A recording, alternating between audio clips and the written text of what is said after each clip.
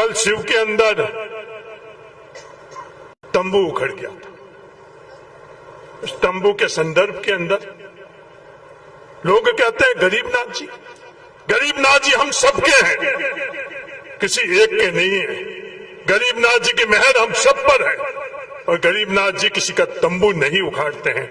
गरीबनाथ जी हर किसी को छत देते हैं, उनको ढकते हैं।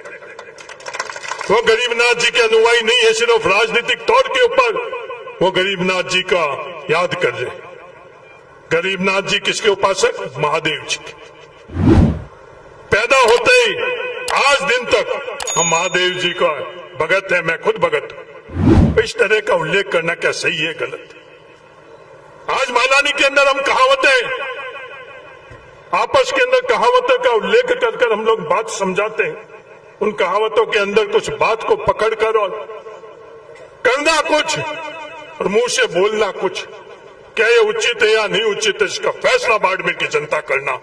आज मैं गागरिया की धरती से बाड़मेर की जनता को कहता हूं, हम लोगों का उद्देश्य क्या नहीं तो उसके अंदर जो आज के समय के अंदर जो ट्रोल करना मतलब कि सोशल मीडिया के अंदर किसी को बदनाम करना, वो काम करना और किसी से नहीं, खुद के द्वारा प्रायोजित, खुद के द्वारा सोशल मीडिया के अंदर इस तरह की बातें करना और मन से ये बात करना कुछ और बोलना कुछ। क्या इस तरह की राजनीति बाड़मेर के अंदर आप लोगों को स्वीकार करनी चाहिए, नहीं करनी चाहिए? इसका जवाब आप 26 तारीख को करें। ये भी आदर्श है, हमारे भी आदर्श है। आज उनके आदर्श तन सिंह जी है, स्वर्गीय तन सिंह जी। हम लोगों के मेरा आदर्श रामदास जी डोकिया है। हम उनके आदर्श की बात करें, उनके विचार की बात करें, उनकी विचारधारा की बात करें। उन लोगों की आदर्श आरएसएस है जो नागपुर द्वारा चलाई गई है। वो आपस के अंदर इंसान को इंसान के बीच के अंदर खाई पैदा करती है। और हमारे आदर्श बाबा साहब अंबेडकर जो इंसान को इंसान के बीच में फर्क नहीं है, हर किसी को बराबर का अधिकार। हम लोगों के लिए सबसे ऊपर क्या है? संविधान है। और आरएसएस के लिए सबसे ऊपर क्या है? मनुवाद है। ये बात हम लोगों के बीच में लेकर जाए। जिसके साथ लोग ज्यादा होए, चुनाव के अंदर फैसला उसके पक्ष में होता है। हार जीत जो बहुमत होता है वो तय करते हैं कि क्या चीज सही है, क्या चीज गलत है। पर ईमानदारी रखे, जड़ी नहीं। बात फतेह की थी पर बात पते की पूरी नहीं थी, वो जड़ी नहीं। आज भी वो ये बात कहते हैं कि मैं भारतीय जनता पार्टी का हूं, मेरे को भारतीय जनता पार्टी ने नहीं निकाला है। ये बात आज इन चुनाव के दरमियान ये कही। यह आप लोगों को फैसला करना है कि आप भारतीय जनता पार्टी की ए टीम के माध्यम से नरेंद्र मोदी और आरएसएस को वोट देना चाहते हो या भारतीय जनता पार्टी की बी टीम के माध्यम से वोट देना चाहते हो। ये तय आप लोगों को करना है, क्योंकि ये बात कोई छुपी हुई बात नहीं है। ये बात करते हैं कि 36 कौम के, मुझसे निवेदन करना चाहता हूं, वो 36 कौम का बैनर आप कब निकालते हो, किस मकसद से निकालते हो? बाड़मेर की जनता को आप जवाब दो। सिर्फ जब आपको आवश्यकता पड़ती है, जब आपका संघर्ष होता है, आपका मकसद होता है, उस समय वो 36 कौम का बैनर आप निकाल कर लगाते हो। आषाढ़ी के अंदर जब कोजाराम के साथ अन्याय हुआ, उस दिन वो 36 कौम का बैनर उस पीड़ित के साथ था या उन शोषक के साथ में था? ये मैं सवाल उनसे पूछना चाहता हूं, क्योंकि चुनाव मुद्दे पर, चुनाव विचार और विचारधारा पर उस दिन कोजाराम के साथ में नहीं था। उसके साथ अन्याय हुआ, उसके बावजूद भी लाठा देने की बात उस पीड़ित के पक्ष में नहीं रही। उसकी आवाज, उसका न्याय कैसे नहीं मिले, उसको दबाने के लिए वो बैनर भी निकला और लाठा रहने का उसका उपयोग उस समय उस देश के लिए। ये फैसला आप लोगों को करना है कि इनकी कथनी और करने के लिए क्या है। हमारे खुद के परिवार की जब देलता मेघवाल के साथ जब दुर्घटना होती, एक सेकंड भी उनको मिला कि उस वक्त आकर और वो वहां खड़े रहे? एक सेकंड भी नहीं मिला उनको। कभी तकलीफ के अंदर हम लोगों के बीच में आकर खड़े रहे? ये कोरोना हुआ, हम सब लोगों के तकलीफ के दिन थे। उस कोरोना के अंदर, बाड़मेर के अंदर आकर कभी वो खड़े रहे क्या? अपन लोगों के बीच में किसी भी संदर्भ में वो खड़े रहे? इसका जवाब है नहीं। जब टिड्डी आई, 36 कौम के किसान संघर्ष कर रहे थे उस टिड्डी को रोकने के लिए। कभी वो आकर और उन किसानों के बीच में, किसानों के साथ में खड़े रही? नहीं, खड़े नहीं रहे। जब मुद्दे की बात है तो उन मुद्दों की बात करने की आवश्यकता है। हाँ, ये बात करते हैं डीएनपी की, पर मैं आज ये बात शिव के लोगों के बीच में करना चाहता हूं कि ये डीएनपी की बात किससे करें? ये बात राजस्थान सरकार के सामने रख रहे डीएनपी के। आज हम लोगों के परिवार के बच्चे शिक्षित हो चुके हैं। बाबा साहब अंबेडकर के रास्ते के ऊपर कि शिक्षा एक दूध है, आज उस शिक्षा के माध्यम से हमारे परिवार के बच्चे शेर बन चुके। हमारे परिवार के हर बच्चे को अच्छी तरह से पता है, हमारे परिवार के बच्चों को पता है। छोड़ो छोड़ो, हमारे परिवार के बच्चों को पता है कि डीएनपी का फैसला राजस्थान सरकार के पास, उसके पास अधिकार नहीं है। डीएनपी का किसी के पास फैसले का अधिकार है तो वह केंद्र सरकार के पास है। केंद्र सरकार के पास जाकर बात नहीं करी, बात क्या करी? राजस्थान सरकार के मुख्यमंत्री के सामने, जिनके पास डीएनपी के संदर्भ में कोई अधिकार नहीं है। क्या हमारे बच्चों को नहीं पता? सब बच्चों को पता है, सब शिक्षित को पता है।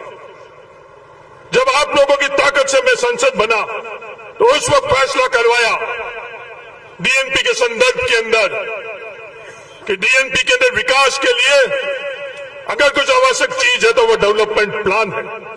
और आप लोगों की दी हुई ताकत से उस दिन जो डेवलपमेंट प्लान के अंदर जिन कामों को शामिल किया डीएनपी के इलाके के अंदर, वही काम हो सकते हैं। उसकी चर्चा नहीं करी इन्होंने, सिर्फ बात करनी डीएनपी की, लोगों में यह दिखाना कि डीएनपी मुद्दा है। ओरन के संदर्भ में बात कर रहे हैं, किसके पास है अधिकार ओरन के संदर्भ में?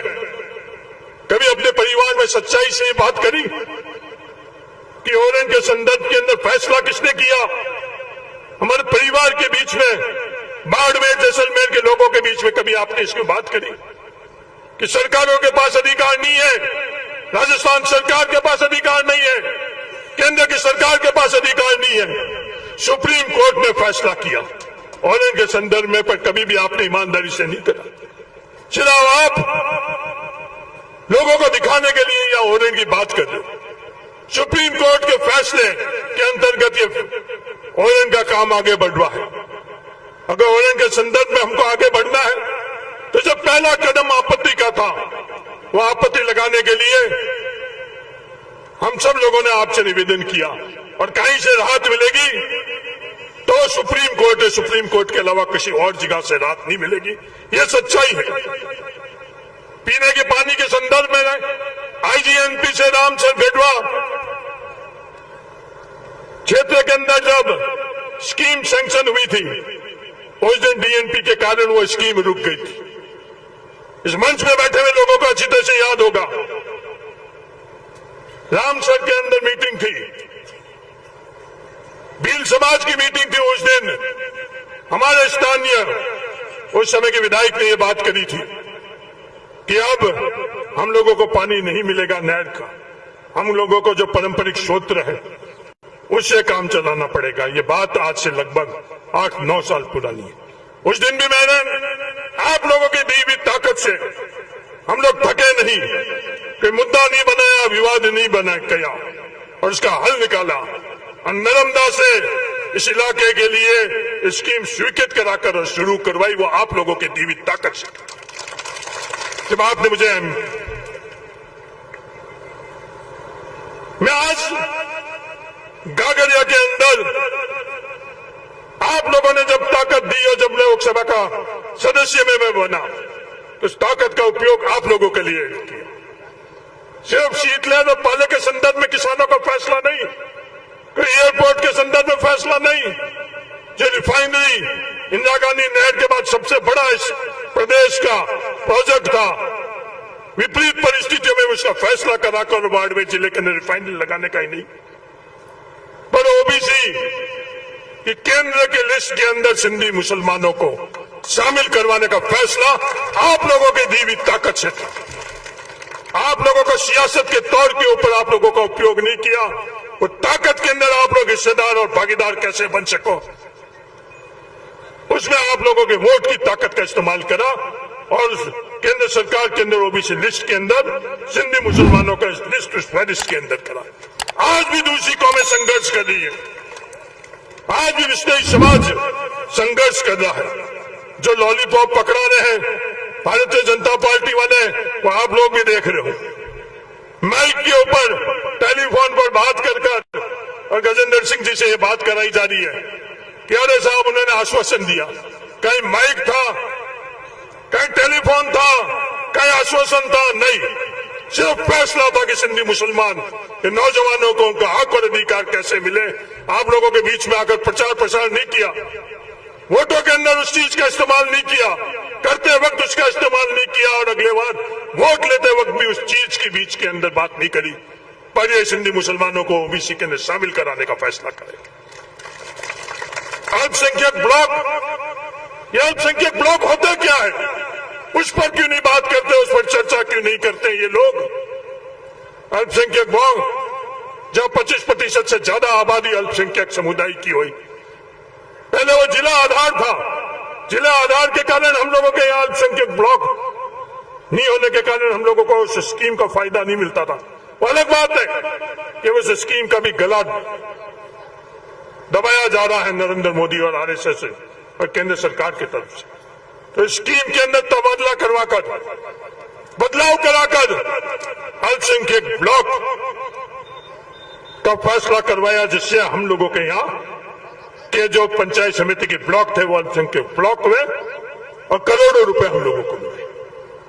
ये बीएडीपी की स्कीम थी, बीआरजीएफ की स्कीम थी, तो तमाम स्कीमें चल रही थी पिछले 10 सालों के अंदर। वो पिछड़ा जिला स्कीम के क्या हालात हुए, कभी भी उन्होंने बात करी? ये दूसरे शब्द जरूर बात कर रहे हैं, मैं उन शब्दों का उल्लेख नहीं करना चाहता हूं। कभी बीआरजीएफ का किया जो कह रहे हैं राष्ट्रीयवाद की बात कर रहे हैं, क्या राष्ट्र के अंदर हम लोग शामिल नहीं है? ये पिछड़े हुए जिले के लोग हम लोग शामिल नहीं है?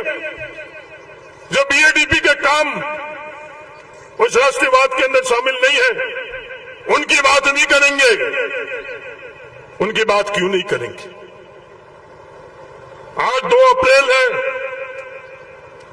आज में तमाम इस दिन जो शहीद हुए हैं वो शहादत आने वाला इतिहास याद रखेगा। मैं उनको श्रद्धांजलि अर्पित करना चाहता हूं जो 13 लोगों ने अपनी शहादत दी थी। किस लिए शहादत दी थी? इस देश के अंदर वो आंदोलन किसके लिए था?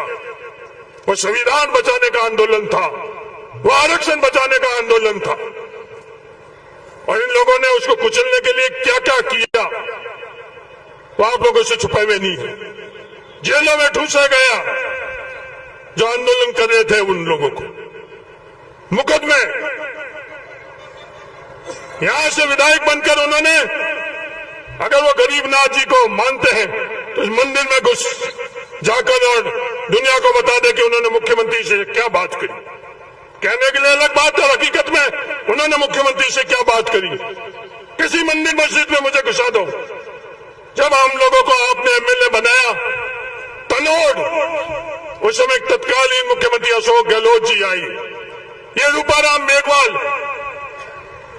जैसलमेर की जनता की ताकत इसके साथ में थी। और 22 से मुझे विधायक बनाया तो मुख्यमंत्री के सामने एक ही बात रखी कि 2 अप्रैल के दिन जो मुकदमे हुए थे वो झूठे हैं, राजस्थान सरकार को वो मुकदमे वापस लेने पड़ेंगे। ये बात रूपाराम मेघवाल और हरीश चौधरी ने नहीं करी तो नोट के सामने वाली सड़क के ऊपर कोई भी मंदिर और मस्जिद में हम लोगों को कर ले, वो तमाम मुकदमे वापस विड्रॉ कराएंगे। एक तरफ तो वो मुकदमे करवाने वाले ताकते और एक तरफ वो मुकदमे हटाने वाली ताकत। एक तरफ जो बात थी वो खुली आप लोगों के लिए करने वाले लोग, और एक तरफ उस जगह बात कुछ अलग करना, लोगों के बीच में कुछ अलग बात करना। कौन सा तरीका सही है और कौन सा तरीका गलत है, इसका फैसला आप लोग करें। जो तमाम ये बातें हैं, इन तमाम बातों को मद्देनजर रखते हुए और भी आएंगे। आज इतनी बड़ी तादाद के अंदर आप लोग आए हो, मेरा सबसे गुजारिश है,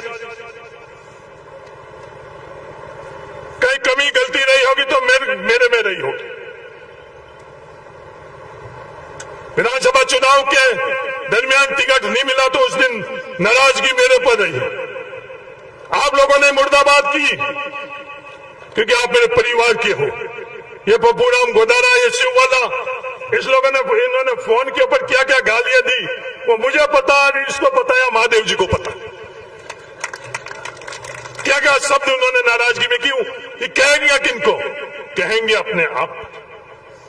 कोई भी नाराजगी हो, कोई भी दंड देना हो, 26 तारीख के बाद में हरीश चौधरी को दे देना। पर ये 26 तारीख को जो वोट का फैसला है, इस वोट के फैसले के अंदर आज देश के अंदर जो स्थितियां बनी हुई है, उसका दंड किसी और को नहीं देना, उमेदराम बेनीवाल को नहीं देना। ये मैं आज रमजान के पवित्र माह के अंदर आप सब लोगों को गुजारिश करता हूं। अगर नाराजगी कोई है तो हरीश चौधरी से हो सकती है।